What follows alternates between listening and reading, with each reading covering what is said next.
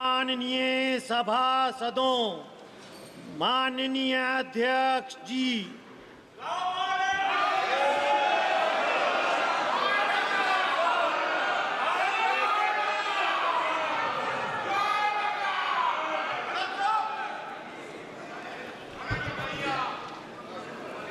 माननीय सदस्यगण, मुझे अपनी ओर से तथा सदन के माननीय सदस्यों की ओर से अंतर संसदीय संघ आईपीयू की प्रेसिडेंट और तंजानिया संयुक्त गणराज्य की नेशनल असेंबली की अध्यक्ष माननीय डॉक्टर तुलिया एक्सन का स्वागत करते हुए अत्यंत प्रसन्नता हो रही है। वे हमारी सम्मानित अतिथि के रूप में भारत की आधिकारिक यात्रा पर आई है। यह हमारे लिए खुशी की बात है कि डॉक्टर एक्सन बजट सत्र को देखने के लिए यहाँ उपस्थित है। माननीय डॉक्टर तुलिया एक्सन शुक्रवार दिनांक 19 जुलाई 2024 को भारत पहुंची। उन्होंने 21 जुलाई 2024 को आगरा का भ्रमण किया और इस समय वह विशेष बॉक्स में आसीन है। हम भारत में उनके सुखद और सफल प्रवास की कामना करते हैं। हम अंतर संसदीय संघ के प्रेसिडेंट के रूप में उनकी भूमिका के लिए सफलता की भी कामना करते हैं।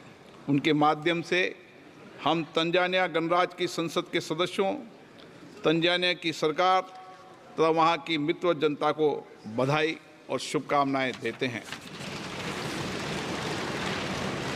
माननीय सदस्यगण, जैसा कि आपको समाचार भाग 2 के माध्यम से पहले ही सूचित किया जा चुका है कि माननीय वित्त मंत्री जी के बजट भाषण की प्रतियां हार्ड कॉपी के रूप में उपलब्ध कराई जाएगी। अतः बजट प्रस्तुत हो जाने के पश्चात माननीय सदस्य कृपया बजट भाषण की अपनी अपनी प्रति प्रकाशन काउंटर से प्राप्त कर लें।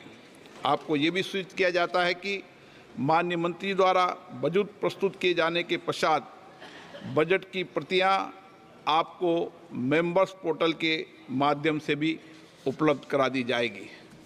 माननीय वित्त मंत्री Shrimati Nirmala Sitharaman.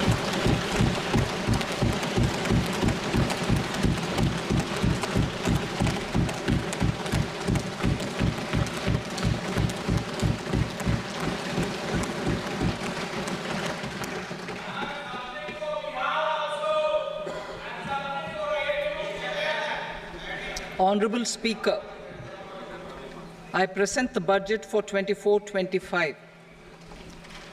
Introduction. The people of India have reposed their faith in the government led by Honorable Prime Minister Shri Narendra Modi and re-elected it for a historic third term under his leadership.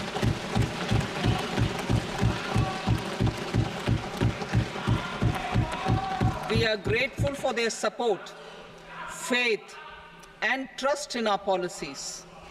We are determined to ensure that all Indians, regardless of religion, caste, gender, and age, make substantial progress in realizing their life goals and aspirations. Global context. The global economy, while performing better than expected, is still in the grip of policy uncertainties.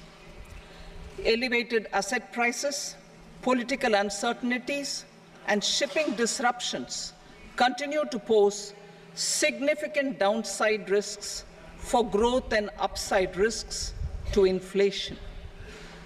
In this context, India's economic growth continues to be the shining exception and will remain so in the years ahead.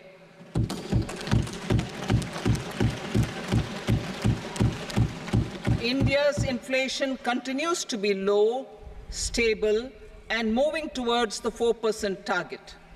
Core inflation, that is non-food and non-fuel, currently is 3.1%. Steps are being taken to ensure supplies of perishable goods reach markets adequately.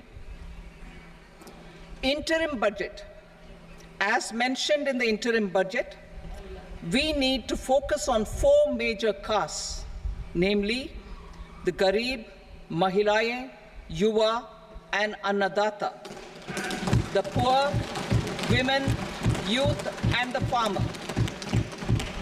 For Annadata, we announced higher minimum support prices a month ago for all major crops, delivering on the promise of at least a 50% margin over costs.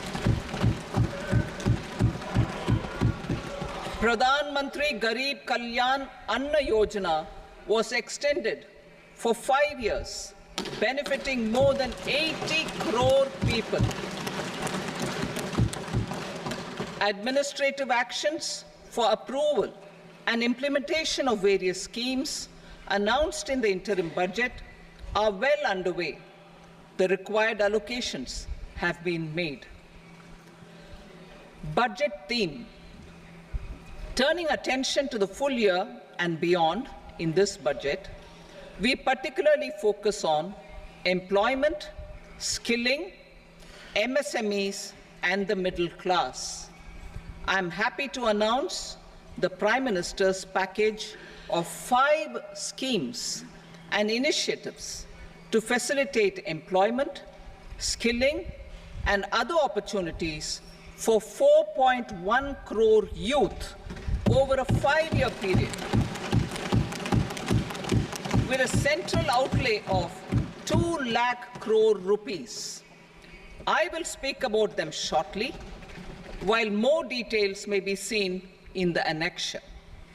This year, I've made a provision of 1.48 lakh rupees, 1.48 lakh crore rupees for education, employment, and skilling. Budget priorities. The people have given a unique opportunity to our government to take the country on the path of strong development and an all-round prosperity. In the interim budget, we promised to present a detailed roadmap for our pursuit of Vikasit Bharat. In line with the strategy set out in the interim budget, this budget envisages sustained efforts on the following 9 priorities for generating ample opportunities for all. Number 1, productivity and resilience in agriculture. Number 2, employment and skilling. Number 3, inclusive human resource development and social justice. 4, manufacturing and services. 5, urban development. 6, energy security. 7, infrastructure. 8, innovation, research and development. And 9, next generation reforms. Subsequent budgets will build on these and add more priorities and actions. A more detailed formulation will be carried out as part of the economic policy framework, about which I will speak later in this speech. This budget details some of the specific actions to be initiated in the current year towards fulfillment of these priorities, with potential for transformative changes. The budget also covers some of the previously made announcements with intent to strengthen them and step up their implementation for expediting our journey towards the goal of Vikasit Bharat. Priority 1, productivity and resilience in agriculture. Transforming agricultural research. Our government will undertake a comprehensive review of the agricultural research setup to bring the focus on raising productivity and developing climate-resilient varieties. Funding will be provided in challenge mode, including to the private sector. Domain experts, both from the government and outside, will oversee the conduct of such research. Release of new varieties. New 109 high-yielding and climate-resilient varieties of 32 field and horticultural crops will be released for cultivation by farmers. Natural farming.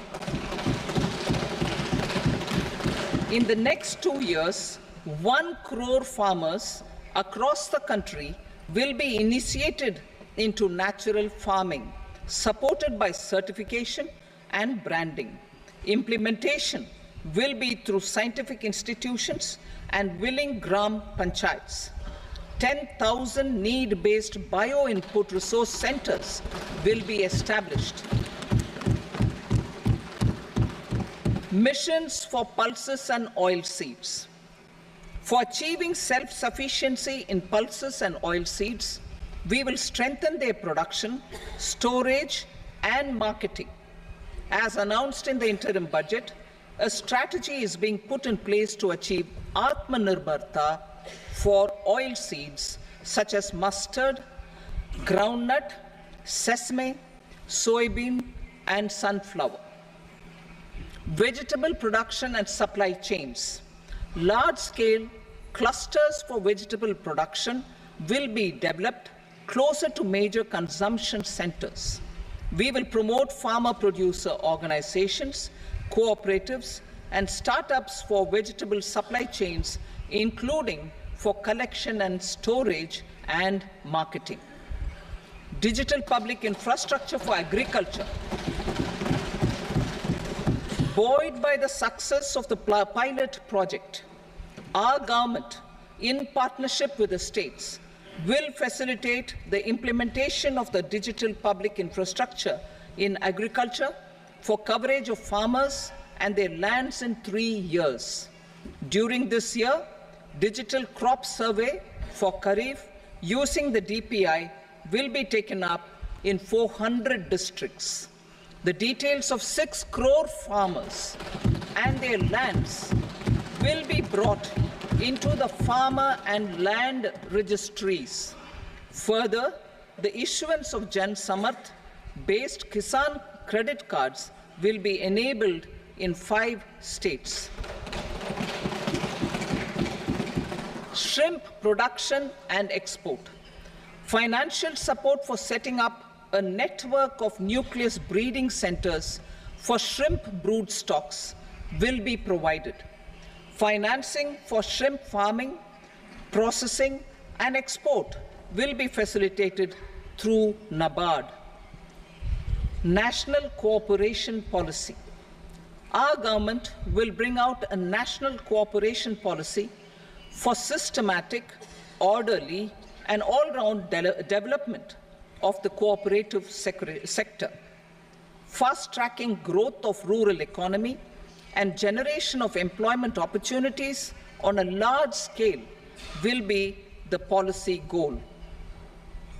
This year, I have made a provision of 1.52 lakh crore rupees for agriculture and allied sectors.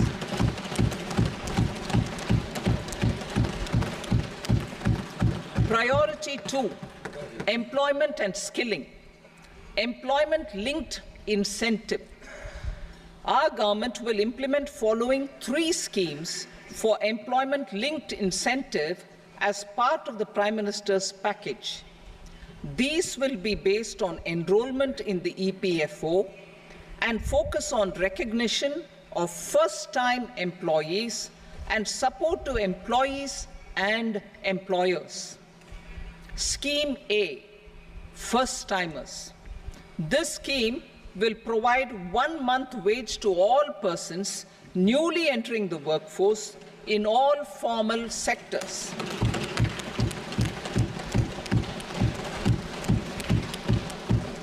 Direct benefit transfer of 1 month's salary in 3 installments to first-time employees as registered in the EPFO will be up to 15,000 rupees. The eligibility limit will be a salary of 1 lakh per month. The scheme is expected to benefit 210 lakh youths.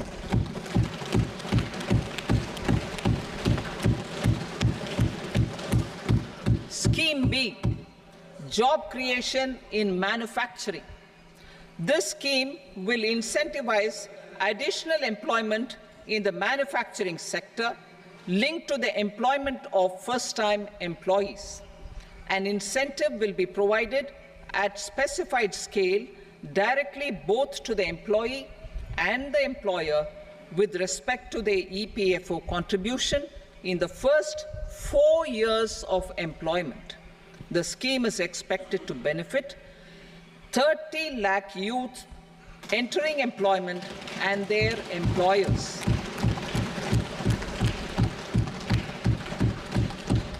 Scheme C, support to employers. This employer-focused scheme will cover additional employment in all sectors. All additional employment within a salary of 1 lakh rupee per month will be counted. The government will reimburse to employers up to 3,000 rupees per month for 2 years towards the EPFO contribution for each additional employee. The scheme is expected to incentivize additional employment of 50 lakh persons.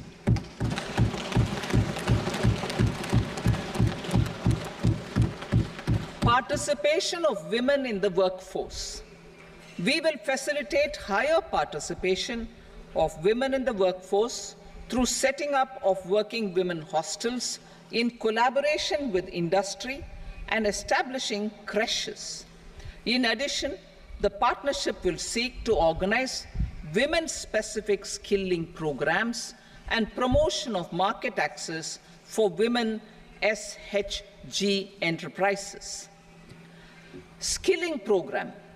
I'm happy to announce a new centrally sponsored scheme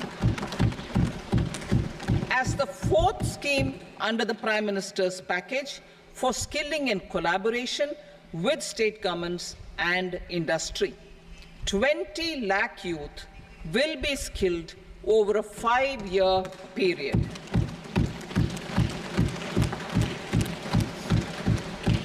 "1,000 industrial training institutes will be upgraded in hub and spoke arrangements with outcome orientation.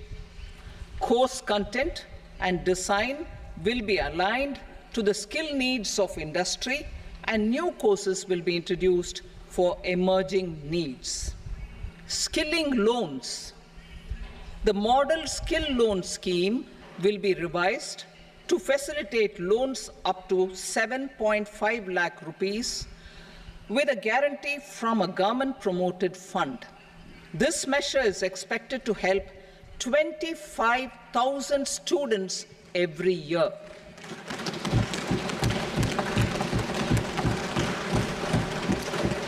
Education loans.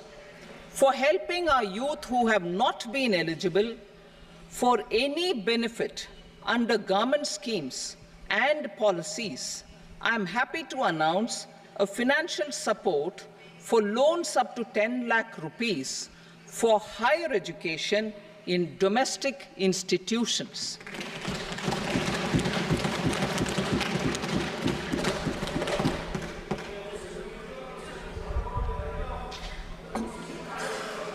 E-vouchers for this purpose. E-vouchers for this purpose will be given directly to 1 lakh students every year for annual interest subvention of 3% of the loan amount. Priority 3, inclusive human resource development and social justice, saturation approach. Our government is committed to all-round, all-pervasive and all-inclusive development of people, particularly farmers, youth, women, and the poor. For achieving social justice comprehensively, the saturation approach of covering all eligible people through various programs, including those for education and health, will be adopted to empower them by improving their capabilities. Implementation of schemes meant for supporting economic activities by craftsmen artisans, self-help groups, scheduled caste, scheduled tribe, and women entrepreneurs and street vendors such as the PM Vishwakarma, PM Swanidhi, National Livelihood Missions, and Stand Up India will be stepped up. Purvodaya. The states in the eastern part of the country are rich in endowments and have strong cultural traditions. We will formulate a plan, Purvodaya, for the all-round development of the eastern region of the country, covering Bihar, Jharkhand, West Bengal, Odisha, and Andhra Pradesh. This will cover human resource development, infrastructure, and generation of economic opportunities to make the region an engine to attain Vikasit Bharat. On the Amritsar-Kolkata Industrial Corridor, we will support development of an industrial node at Gaya. This corridor will catalyze industrial development of the eastern region. The industrial node at Gaya will also be a good model for developing our ancient centers of cultural importance into future centers of modern economy. This model shall showcase Vikas B, Virasat B in our growth trajectory.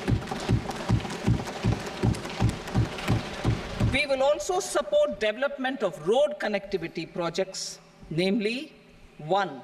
Patna-Purnia Expressway, 2. Buxar-Bhagalpur Expressway, 3.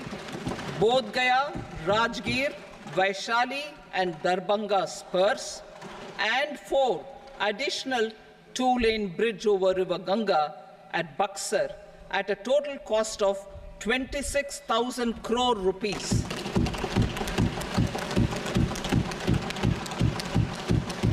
Power projects, including setting up of a new 2,400 megawatt power plant at Pir Painti, will be taken up at a cost of 21,400 crore rupees. New airports, medical colleges, and sports infrastructure in Bihar will be constructed. An additional allocation to support capital investments will be provided. The requests of Bihar government for external assistance from multilateral development banks will be expedited.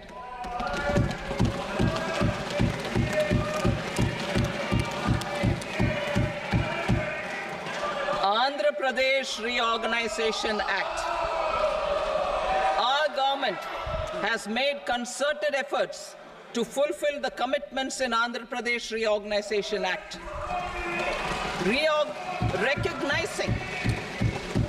Recognizing the state's need for the capital, recognizing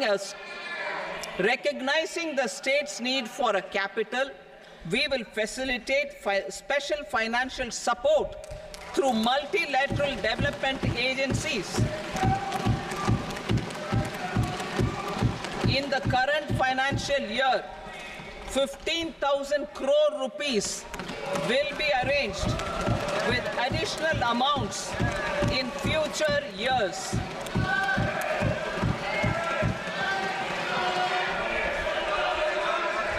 Our government is fully committed to financing and early completion of the Polavaram irrigation project, which is the lifeline for Andhra Pradesh and its farmers. This will facilitate our country's food security as well. Under the Act, Andhra Pradesh Reorganization Act, for promoting industrial development, funds will be provided for essential infrastructure such as water, power, railways, and roads. In Kopparthi node on the Visakhapatnam-Chennai Industrial Corridor, and Varavakal node on the Hyderabad-Bengaluru Industrial Corridor. An additional allocation will be provided this year towards capital investment for economic growth.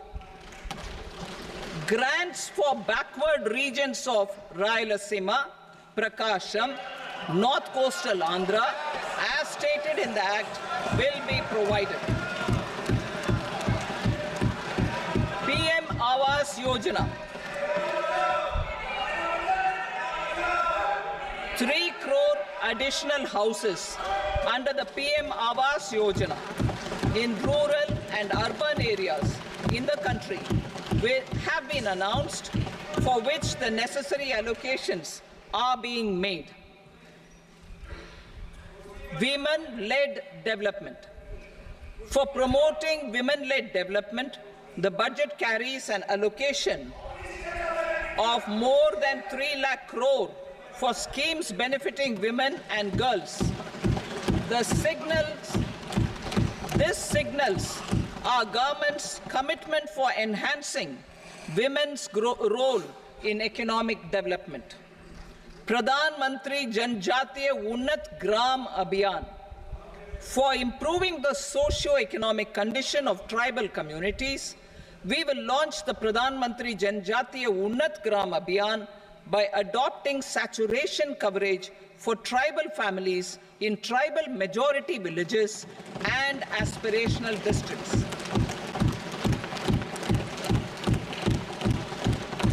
This will cover 63,000 villages, benefiting 5 crore tribal people.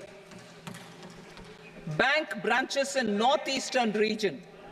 More than 100 branches of India Post Payment Bank will be set up in the northeast region to expand the banking services.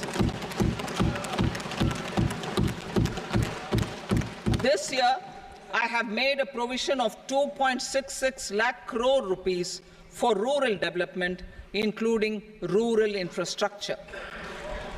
Priority 4, manufacturing and services, support for promotion of MSMEs. This budget provides special attention to MSMEs and manufacturing, particularly labor-intensive manufacturing. We have formulated a package covering financing, regulatory changes, and technology support for MSMEs to help them grow and also compete globally, as mentioned in the interim budget. I am happy to announce the following specific measures. Credit guarantee scheme for MSMEs in the manufacturing sector. For facilitating term loans to MSMEs for purchase of machinery and equipment without collateral or third-party guarantee, a credit guarantee scheme will be introduced. The scheme will operate on pooling of credit risks of such MSMEs.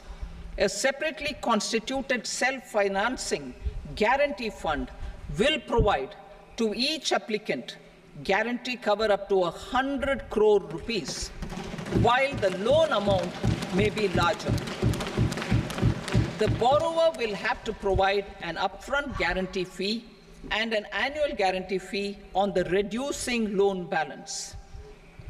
New assessment model for MSME credit.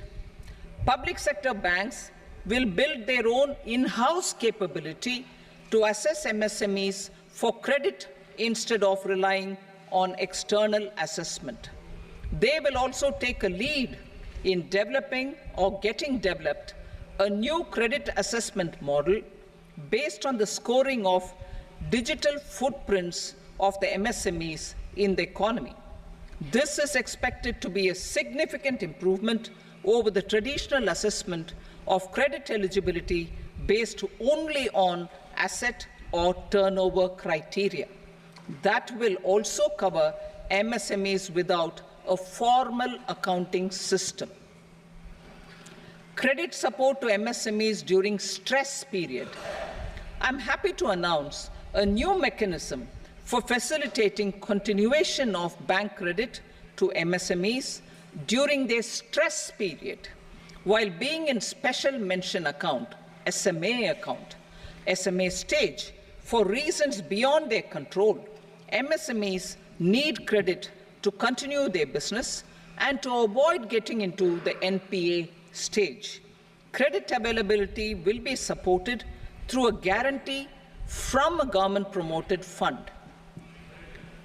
Mudra loans. The limit of Mudra loans will be enhanced to 20 lakh from the current 10 lakh for those entrepreneurs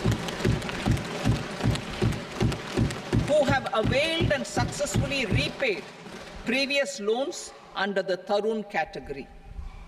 Enhanced scope for mandatory onboarding in TREDS. For facilitating MSMEs to unlock their working capital by converting their trade receivables into cash, I propose to reduce the turnover threshold of buyers for mandatory onboarding on the TREDS platform from rupees 500 crore to 250 crore rupees. This measure will bring 22 more CPSCs and 7,000 more companies onto the platform. Medium enterprises will also be included in the scope of the suppliers. SIDBI branches in MSME clusters. SIDBI will open new branches to expand its reach to serve all major MSME clusters within 3 years and provide direct credit to them. With the opening of 24 such branches this year, the service coverage will expand to 168 out of 242 major clusters. MSME units for food irradiation, quality and safety testing. Financial support for setting up of 50 multi-product food irradiation units in the MSME sector will be provided. Setting up of 100 food quality and safety testing labs with NABL accreditation will be facilitated. E-commerce export hubs. To enable MSMEs and traditional artisans to sell their products in international markets, e-commerce export hubs will be set up in public-private partnership mode. These hubs, under a seamless regulatory and logistic framework, will facilitate trade and export-related services under one roof. Measures for promotion of manufacturing and services. Internship in top companies. As the fifth scheme under Prime Minister's package, our government will launch a comprehensive scheme for providing internship opportunities in 500 top companies to 1 crore youth in 5 years. They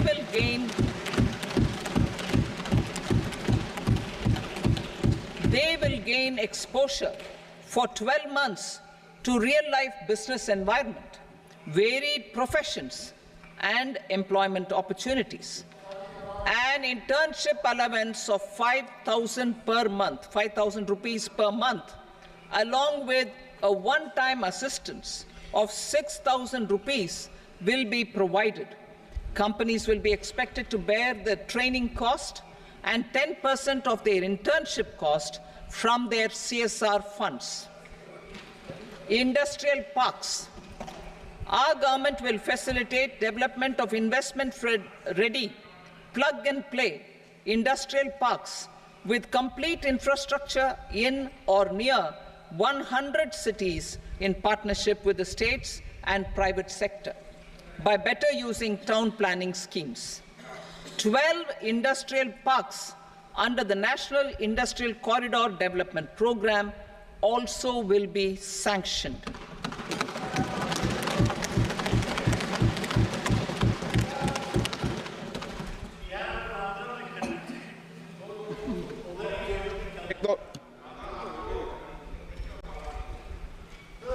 veggie भाई पर no please बैठिए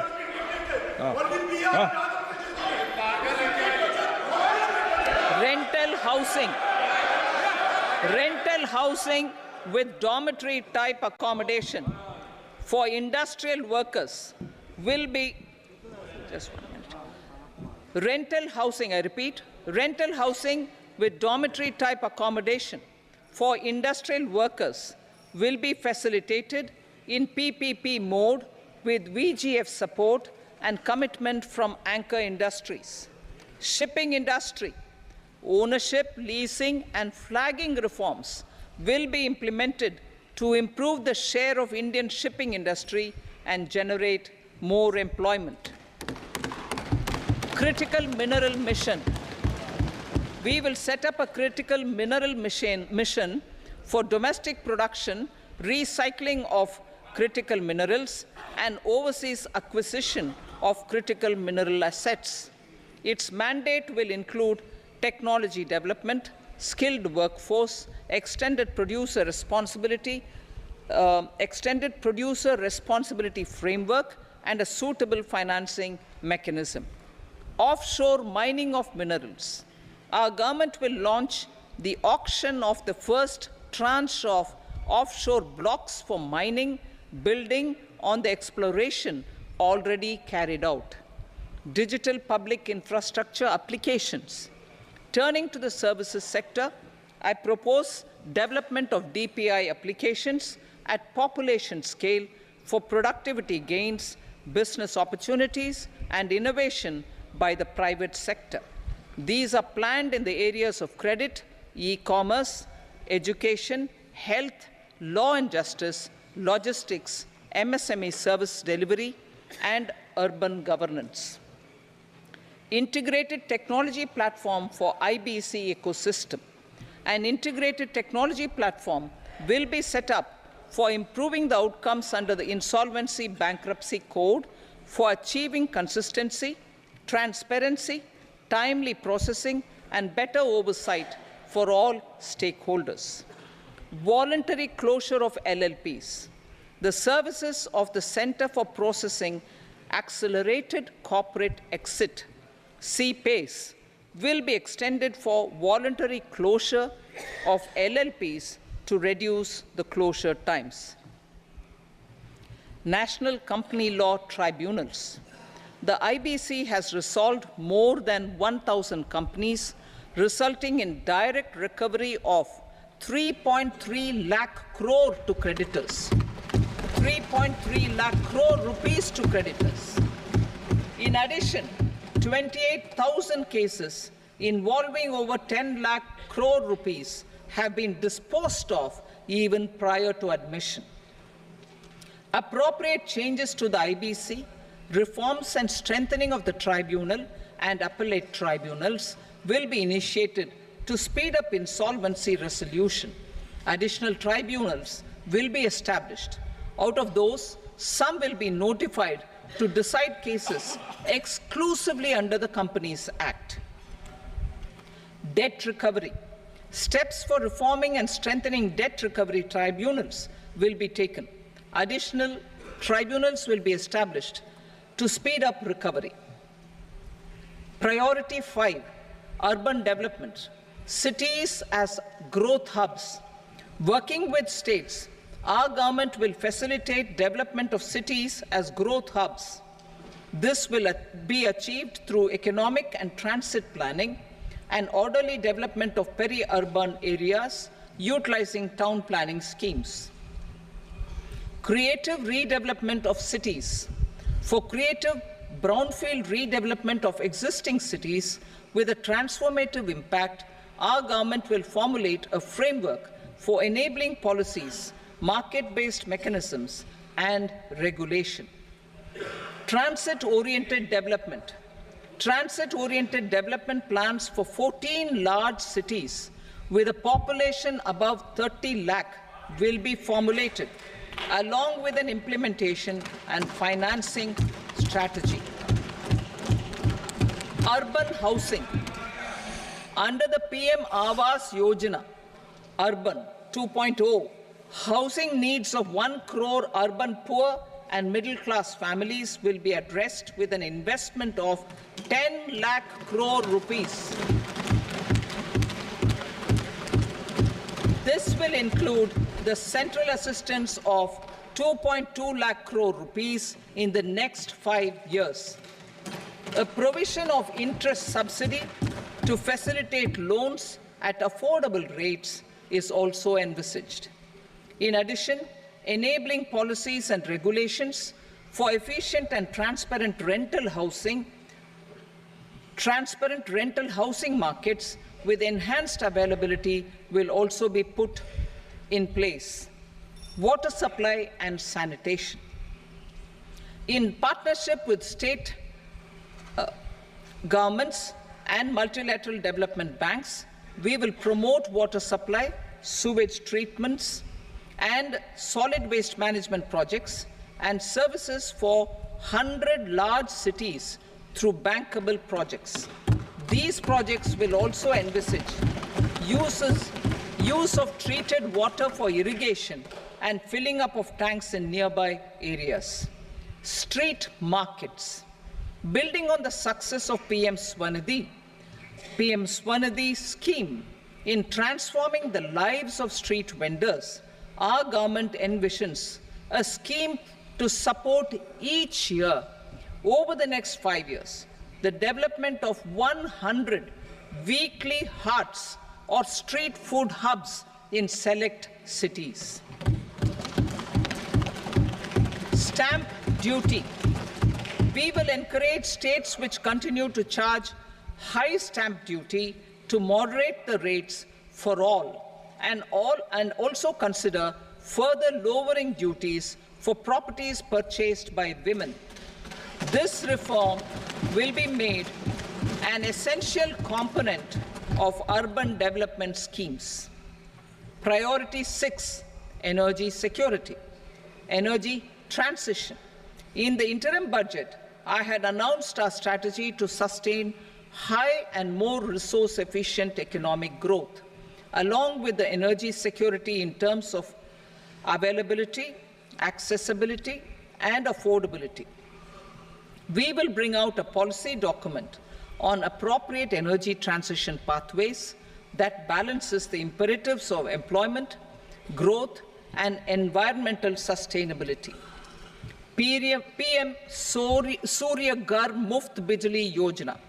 PM Surya Ghar Muft Bijli Yojana. In line with the announcement in the interim budget,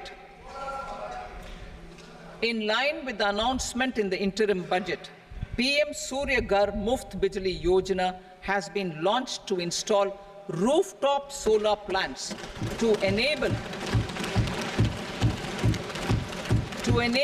1 crore households obtain free electricity up to 300 units every month. The scheme has generated remarkable response with more than 1.28 crore registrations and 14 lakh applications, and we will further encourage it. Pumped storage policy. A policy for promoting pumped storage projects will be brought out for electricity storage and facilitating smooth integration of the growing share of renewable energy with its variable and intermittent nature in the overall energy mix. Research and development of small and modular nuclear reactors. Nuclear energy is expected to form a very significant part of the energy mix for Vikasit Bharat. Towards that pursuit, our government will partner with the private sector for 1. Setting up Bharat Small Reactors, 2. Research and development of Bharat Small Modular Reactor, and 3. Research and development of newer technologies for nuclear energy. The R&D funding announced in the interim budget will be made available for this sector also. Advanced ultra supercritical thermal power plants. The development of indigenous technology for advanced ultra supercritical thermal power plants with much higher efficiency has been completed. A joint venture between NTPC and BHEL will set up a full-scale 800 megawatt commercial plant using AUSC technology. The government will provide the required fiscal support. Moving forward, development of indigenous capacity for the production of high-grade steel and other advanced metallurgy materials for these plants will result in strong spin-off benefits for the economy. Roadmap for hard-to-abate industries. A roadmap for moving the hard-to-abate industries from energy efficiency targets to emission targets will be formulated. Appropriate regulations for transition of these industries from the current perform, achieve, and trade mode to Indian carbon market mode will be put in place. Support to traditional micro and small industries. An investment-grade energy audit of traditional micro and small industries in 60 clusters, including brass and ceramic, will be facilitated. Financial support will be provided for shifting them to cleaner forms of energy and implementation of energy efficiency measures. The scheme will be replicated in another 100 clusters in the next phase. Priority 7, infrastructure investment by central government. Significant investment the central government has made over the years in building and improving infrastructure has had a strong multiplier effect on the economy. We will endeavor to maintain strong fiscal support for infrastructure over the next 5 years in conjunction with imperatives of other priorities and fiscal consolidation. This year, I have provided 11,11,111 crore rupees for capital expenditure. This would be 3.4% of our GDP. Infrastructure investment by state governments. We will encourage states to provide support of similar scale for infrastructure, subject to their development priorities. A provision of 1.5 lakh crore rupees for long-term interest-free loans have been made this year also to support the states in their resource allocation. Private investment in infrastructure. Investment in infrastructure by private sector will be promoted through viability gap funding and enabling policies and regulations. A market-based financing framework will be brought out. Pradhan Mantri Gram Sadak Yojana, Phase 4 of the PMGSY will be launched to provide all-weather connectivity to 25,000 rural habitations, which have become eligible in view of their population increase. Irrigation and flood mitigation. Bihar has frequently suffered from floods, many of them originating outside the country. Plans to build flood control structures in Nepal are yet to progress. Our government, through the Accelerated Irrigation Benefit Program and other sources, will provide financial support for projects with estimated cost of 11,500 crore rupees, such as the Kosi-Michi intra-state link and 20 other ongoing and new schemes, including barrages, river pollution abatement, and irrigation projects. In addition, survey and investigation of Kosi-related flood mitigation and irrigation projects will be undertaken.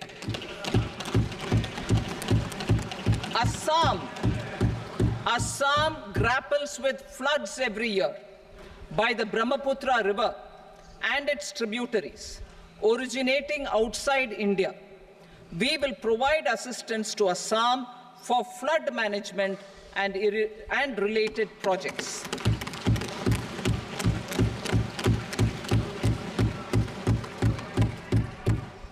Himachal Pradesh suffered extensive losses due to floods last year. Our government will provide assistance to the state for reconstruction and rehabilitation through multilateral development assistance.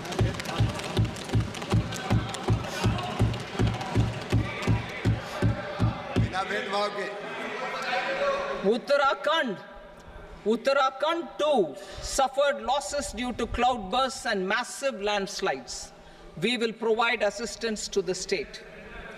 Recently, Sikkim witnessed devastating flash floods and landslides that wreaked havoc across the state. Our government will provide assistance to the state. Tourism has always been a part of our civilization. Our efforts in positioning India as a global tourist destination will also create jobs, stimulate investments, and unlock economic opportunities for other sectors. In addition to the measures outlined in the interim budget, I propose the following measures. Vishnupad Temple at Gaya and Mahabodhi Temple at Bodh Gaya in Bihar are of immense spiritual significance. Comprehensive development of Vishnupad Temple Corridor and Mahabodhi Temple Corridor will be supported, modeled on the successful Kashi Vishwanath Temple Corridor to transform them into world-class pilgrim and tourist destinations. Rajgir holds immense religious significance for Hindus, Buddhists, and Jains. The 20th Tirthankara Muniswarata temple in the Jain temple complex is ancient. The Saptarishi, or the 7 hot springs, form a warm water Brahmkund that is sacred. A comprehensive development initiative for Rajgir will be undertaken. Our government will support the development of Nalanda as a tourist center, besides reviving Nalanda University to its glorious stature. Odisha's scenic beauty, temples, monuments, craftsmanship, wildlife sanctuaries, natural landscapes, and pristine beaches make it an ultimate tourism destination. Our government will provide assistance for their development to Odisha as well.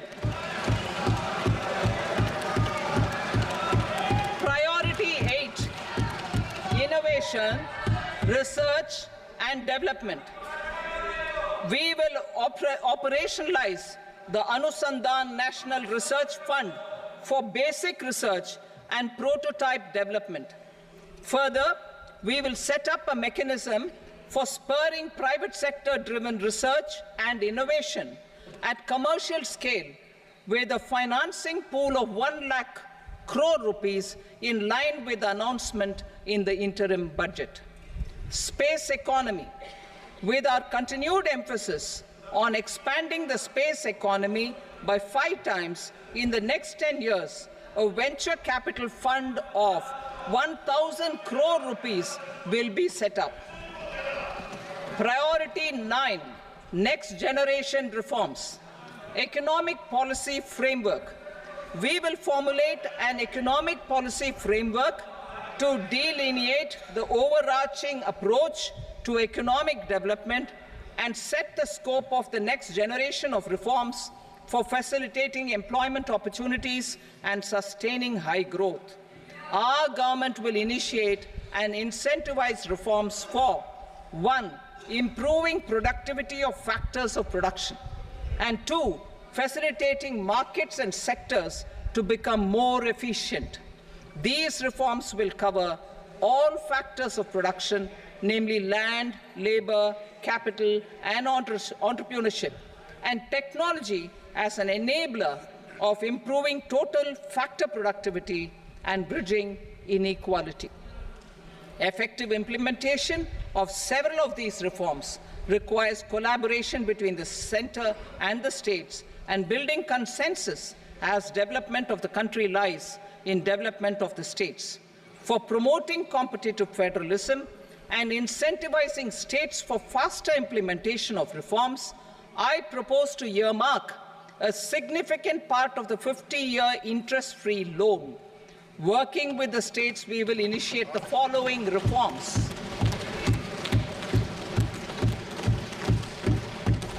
Land-related reforms and actions, both in the rural and urban areas, will cover land administration, will cover 1. Land administration, planning and management, and 2. Urban planning usage and building bylaws. These will be incentivized for completion within the next 3 years through appropriate fiscal support. Rural land-related actions. Rural land-related actions will include 1. Assignment of unique land parcel identification number, UL PIN, or Bhu Aadhaar for all lands. 2. Digitization of cadastral maps. 3. Survey of subdivisions, survey of map subdivisions as per current ownership. 4. Establishment of land registry. And 5. Linking to the farmers registry. These actions will also facilitate credit flow and other agricultural services. Urban land-related actions. Land records in urban areas will be digitized with GIS mapping.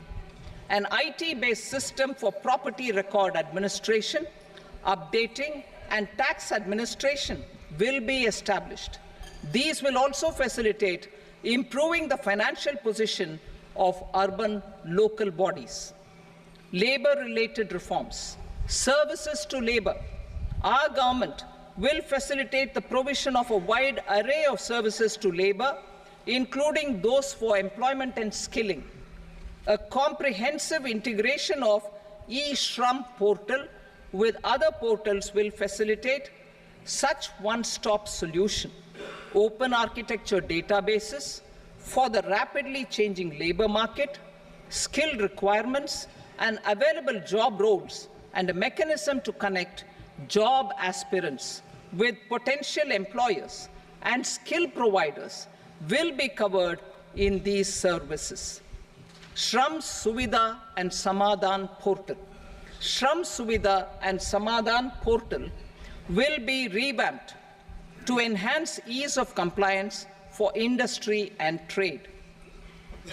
Capital and entrepreneurship related reforms, financial sector vision and strategy. For meeting financing needs of the economy, our government will bring out a financial sector vision and strategy document to prepare the sector in terms of size, capacity, and skills. This will set the agenda for the next 5 years and guide the work of the government, regulators, financial institutions, and market participants. Taxonomy for climate finance.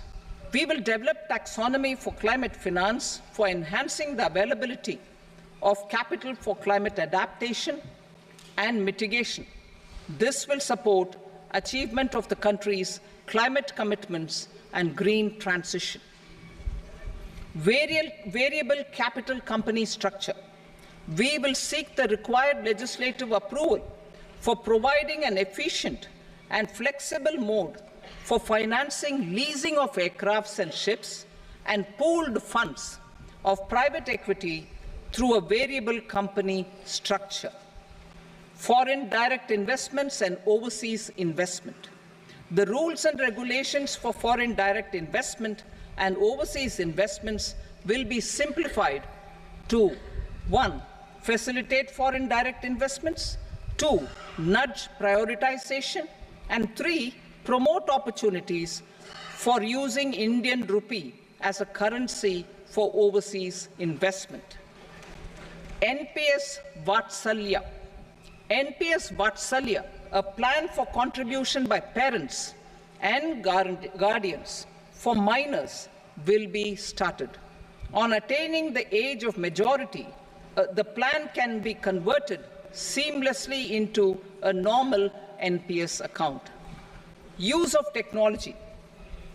We have successfully used technology for improving productivity and bridging inequality in our economy during the past 10 years.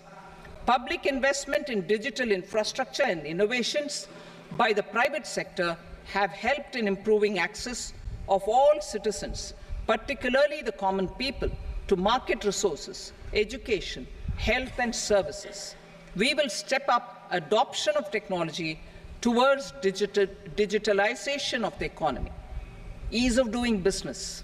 For enhancing ease of doing business, we are already working on the Jan Vishwas Bill 2.0. Further, states will be incentivized for implementation of the business reforms, action plans, and digitalization. Data and statistics. For improving data governance, collection, processing and management of data and statistics, different sectoral databases, including those established under the Digital India Mission, will be utilized with active use of technology tools. New pension scheme. The committee to review the NPS has made considerable progress in its work. I am happy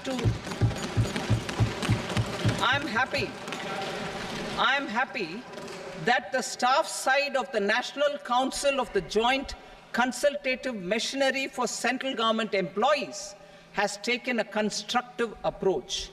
A solution will be evolved which addresses the relevant issues while maintaining fiscal prudence to protect the common citizens. Budget estimates for 24-25. For the year 24-25, total receipts other than borrowings and the total expenditure are estimated at 32.07 lakh crore rupees and 48.21 lakh crore rupees respectively. The net tax receipts are estimated at 25.83 lakh crore rupees. The fiscal deficit is estimated at 4.9% of the GDP.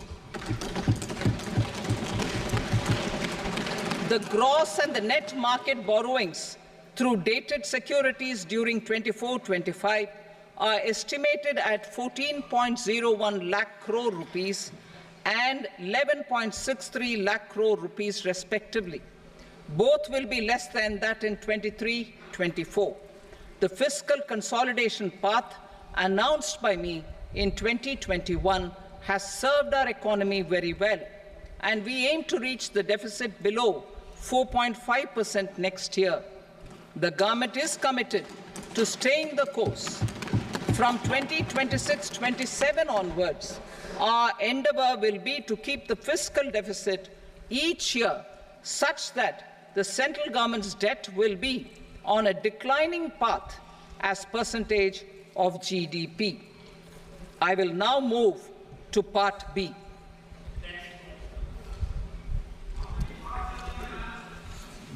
Indirect taxes. Sir, I start with GST.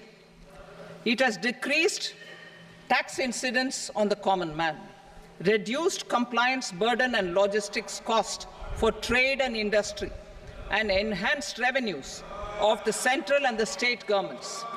It is a success of vast proportions. To multiply the benefits of GST, we will strive to further simplify and rationalize the tax structure and endeavor to expand it to the remaining sectors. My proposals for custom duties My proposals for customs duties intend to support domestic manufacturing, deepen local value addition, promote export competitiveness, and simplify taxation while keeping the interest of the general public and consumers surmount. In Budget 22-23, we reduced the number of customs duty rates. I propose to undertake a comprehensive review of the rate structure over the next 6 months to rationalize and simplify it for ease of trade, removal of duty inversion, and reduction of disputes. I shall now take up sector-specific customs duty proposals. Medicine and medical equipments. To provide relief to cancer patients, I propose to fully exempt 3 more medicines from customs duties.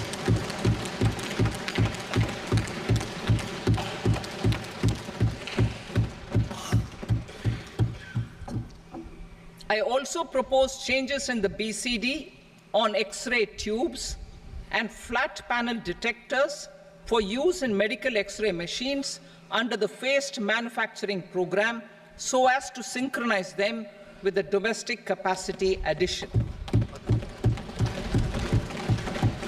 Mobile phone and related parts. With a 3-fold increase in domestic production and almost a 100-fold jump in exports of mobile phones over the last 6 years, the Indian mobile industry has matured. In the interest of consumers, I now propose to reduce the BCD on mobile phone, mobile PCBA, and mobile charger to 15%. Critical minerals. Minerals such as lithium, copper, cobalt, and rare earth elements are critical for sectors like nuclear energy, renewable energy, space, defense, telecommunications, and high-tech electronics.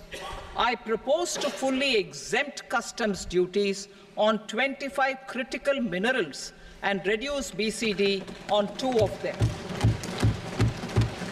This will provide a major fillip to the processing and refining of such minerals and help secure their availability for these strategic and important sectors. Solar energy. Energy transition is critical in the fight against climate change. To support energy transition, I propose to expand the list of exempted capital goods for use in the manufacture of solar cells and panels in the country. Further, in view of sufficient domestic manufacturing capacity of solar gas, glass, and tinned copper interconnect, I propose not to extend the exemption of customs duties provided to them. Marine products. India's seafood exports in the last financial year touched an all-time high of more than 60,000 crores of rupees. Frozen shrimp accounted for about 2/3 of these exports. To enhance their competitiveness, I propose to reduce BCD on certain broodstock, polychaete worms, shrimp, and fish feed to 5%. I also propose to exempt customs duty on various inputs for manufacture of shrimp and fish feed. Leather and textile. Similarly, to enhance the competitiveness of exports in the leather and textile sectors, I propose to reduce BCD on real down-filling material from duck or goose. I am also making additions to the list of exempted goods for manufacture of leather and textile garments, footwear, and other leather articles for export. To rectify inversion in duty, I propose to reduce BCD subject to conditions on methylene diphenyl diisocyanate, MDI, for manufacture of spandex yarn from 7.5 to 5%. Furthermore, the export duty structure on raw hides, skin, and leather is proposed to be simplified and rationalized. Precious metals. To enhance domestic value addition in gold and precious metal jewelry, in the country. I propose to reduce customs duties on gold and silver to 6% and that of platinum to 6.4%. Other metals, steel and copper, are important raw materials. To reduce their cost of production, I propose to remove the BCD on ferronickel and blister copper. I am also continuing with nil BCD on ferrous scrap and nickel cathode and concessional BCD of 2.5% on copper scrap. Electronics. To increase value addition in the domestic electronics industry, I propose to remove the BCD subject to conditions on oxygen-free copper for manufacture of resistors. I also propose to exempt certain parts for manufacture of connectors. Chemicals and petrochemicals. To support existing and new capacities in the pipeline, I propose to increase the BCD on ammonium nitrate from 7.5% to 10%. Plastics. PVC flex banners are non-biodegradable and hazardous for environment and health. To curb their imports, I propose to raise the BCD on them from 10 to 25%. Telecommunication equipment. To incentivize domestic manufacturing, I propose to increase the BCD from 10 to 15% on PCBA of specified telecom equipment. Trade facilitation. To promote domestic aviation and boat and ship MRO, I propose to extend the period for export of goods imported for repairs from 6 months to 1 year. I'll read that again. To promote domestic aviation and boat and ship maintenance, repair and operations, I propose to extend the period for export of goods imported for repairs from 6 months to 1 year. In the same vein, I propose to extend the time limit for re-import of goods for repairs under warranty from 3 to 5 years. I now move to direct taxes. We will continue our efforts to simplify taxes, improve taxpayer services, provide tax certainty, and reduce litigation while enhancing revenues for funding the development and welfare schemes of the government. It has been our endeavor to simplify taxation. We have taken a number of measures in the last few years, including introduction of simplified tax regimes without exemptions and deductions for corporate tax and for personal income tax. This has been appreciated by taxpayers. 58% of corporate tax came from the simplified tax regime in the financial year 22-23. Similarly, as per data available till now, for the last fiscal, more than 2/3 have availed the new personal income tax regime. Comprehensive review of the Income Tax Act. I am now announcing a comprehensive review of the Income Tax Act 1961. The purpose is to make the Act concise, lucid, easy to read and understand. This will reduce disputes and litigation, thereby providing tax certainty to the taxpayers. I will also bring down the demand embroiled in litigation. It is proposed to be completed in 6 months. A beginning is being made in the Finance Bill by simplifying the tax regime for charities, tedious rate structures, provisions of reassessment and such provisions, and capital gains taxation. Simplification for charities and tedious.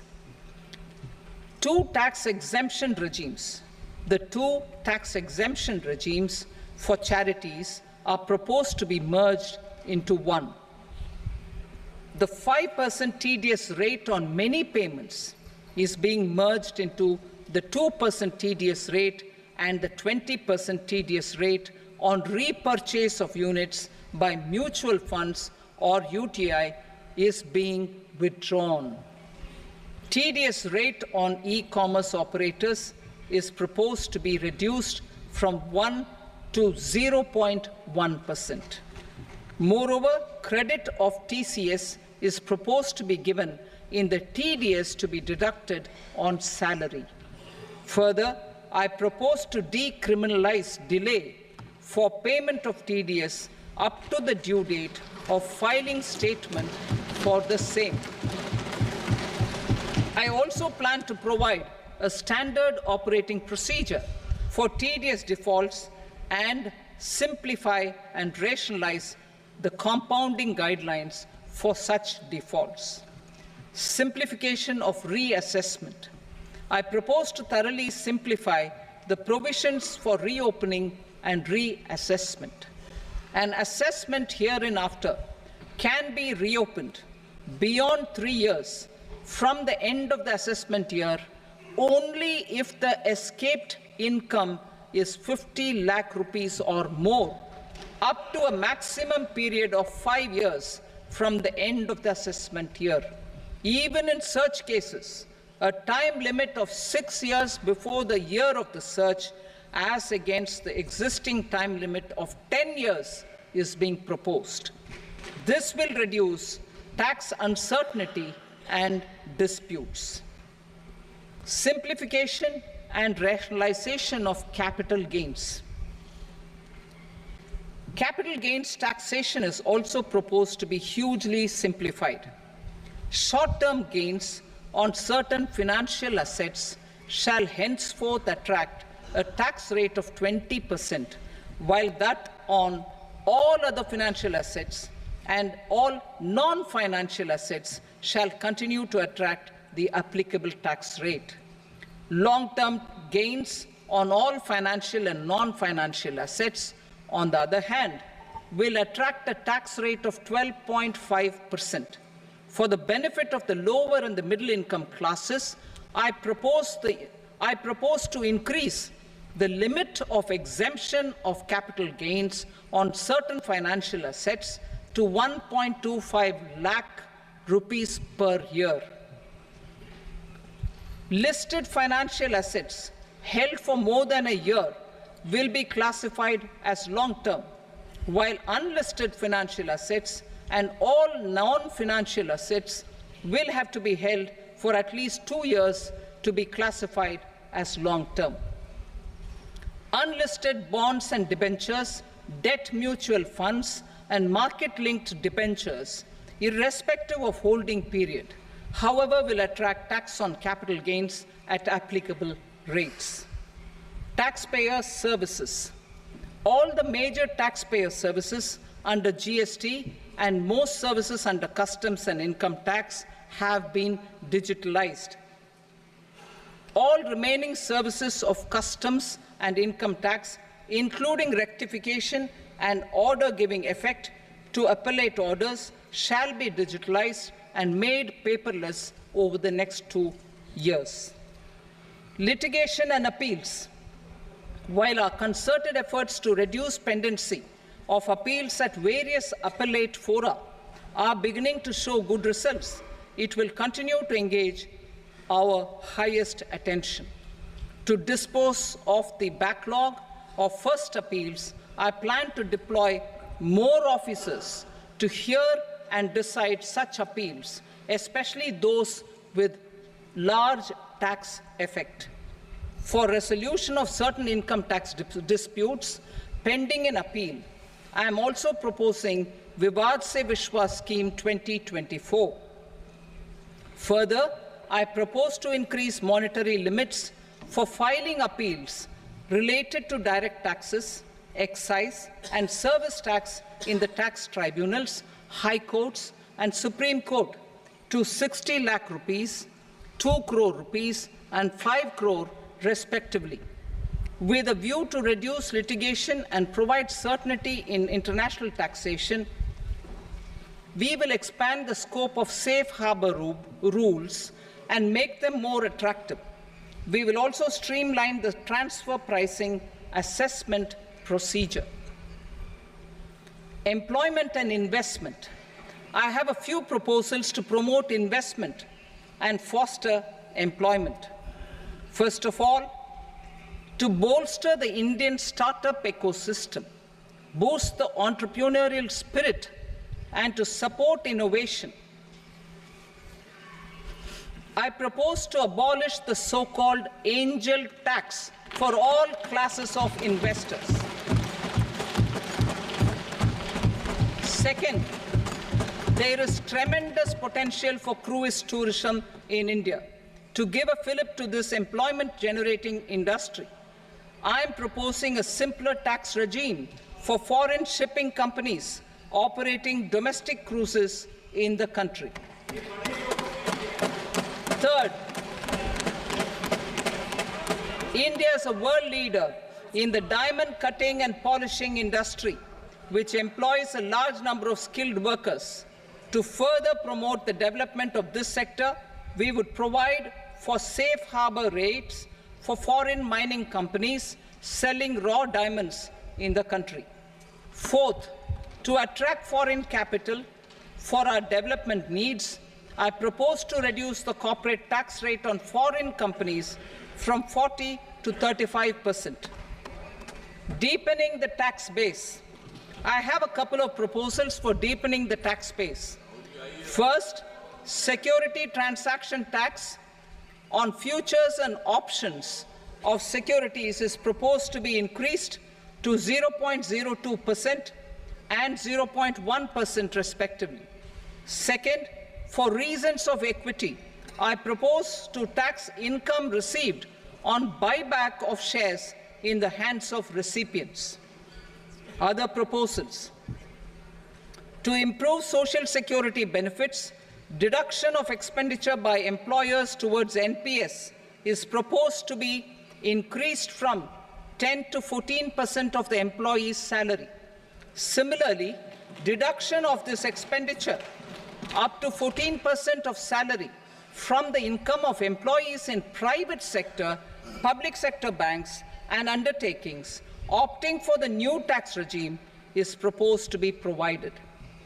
Indian professionals working in multinationals get ESOPs and invest in social security schemes and other movable assets abroad. Non-reporting of such small foreign assets has penal consequences under the Black Money Act. Such non-reporting of movable assets up to 20 lakh rupees is proposed to be depenalized. Other major proposals in the finance bill relate to withdrawal of equalization levy of 2%, expansion of tax benefits to certain funds and entities in IFSCs, and immunity from penalty and prosecution to Benamidar on full and true disclosure so as to improve conviction under the Benami Transaction Prohibition Act 1988. Personal income tax. Coming to personal income tax rates, I have two announcements to make for those opting for the new tax regime. First, the standard deduction for salaried employees is proposed to be increased from 50,000 to 75,000 rupees.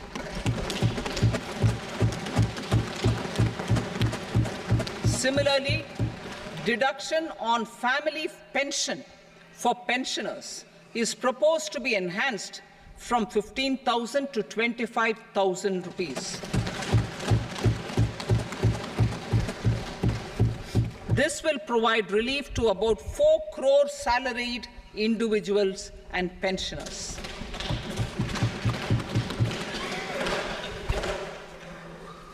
Second, in the new tax regime, the tax rate structure is proposed to be revised as follows.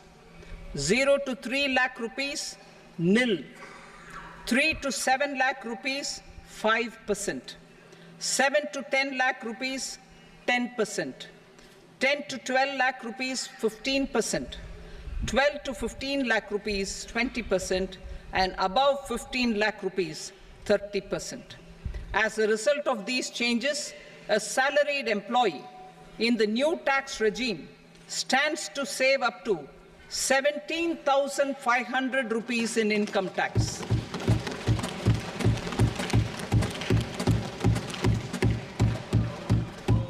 Apart from these, I am also making some other changes as given in the annexure. As a result of these proposals, revenue of about 37,000 crore, that is 29,000 crore in direct taxes and 8,000 crore in indirect taxes will be foregone, while revenue of about 30,000 crore rupees will be additionally mobilized. Thus, the total revenue foregone is about 7,000 crores annually. Mr. Speaker, sir, with this, I commend the budget to this august House. Jai Hind.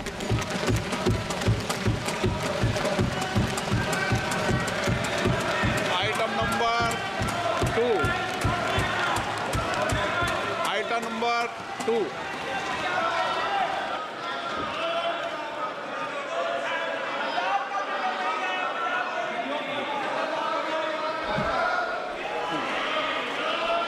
Sir, with your permission, I rise to lay on the table the following statements under Section 3 of the Fiscal Responsibility and Budget Management, FRBM Act 2003, Medium-Term Fiscal Policy cum Fiscal Policy Strategy Statement and Macroeconomic Framework Statement.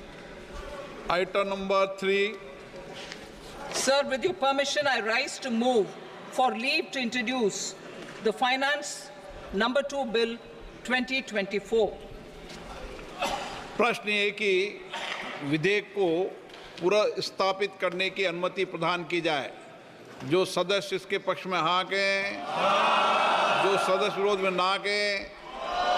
मेरे विचार में निर्णय हाँ वालों के पक्ष में अनुमति प्रदान की जाती है। माननीय मंत्री जी, अब विधेयक पूरा स्थापित करें। Sir, I introduce the bill. Item number 4. The Union Territory of Jammu and Kashmir budget. Sir, I rise to present a statement, Hindi and English versions, of the estimated receipts and expenditure of the Union Territory of Jammu and Kashmir for the year 24-25. सभा की कार्रवाई कल बुधवार दिनांक 24 जुलाई 2024 को प्राप्त 11 बजे तक के लिए स्थगित की जाती है।